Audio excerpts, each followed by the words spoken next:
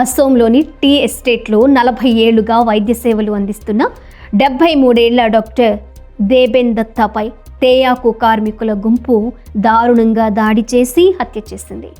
ఈ ఘటన అసోం వ్యాప్తంగా తీవ్ర ఉద్రిక్తకు దారితీసింది. దేశవ్యాప్తంగా వైద్య సంఘాలు ఆందోళన చేపట్టాయి.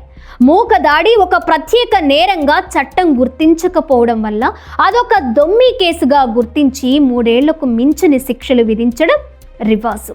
శివప్రసాద్ అలాంటి కేసునే ఛాలెంజ్గా తీసుకుని హత్యా నేరంగా నిరూపించారు. ఈ ఘటన జరిగింది టాటా గ్రూప్కి చెందిన అమల్గమేట్ ప్లాంటేషన్ నడిపే ఒక టీ ఎస్టేట్లో.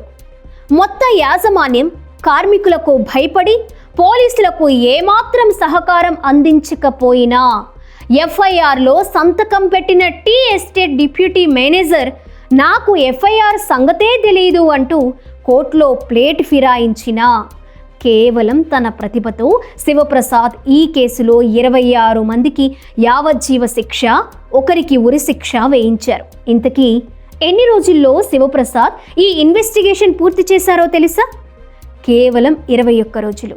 దర్యాప్తు, అరెస్టులు, రిమాండ్లు, సాక్ష్యాల సేకరణ, ఫోరెన్సిక్ ఎగ్జామినేషన్, 602 పేజీల అభియోగ పత్రం అన్నీ ఆ 21 రోజుల్లోనే.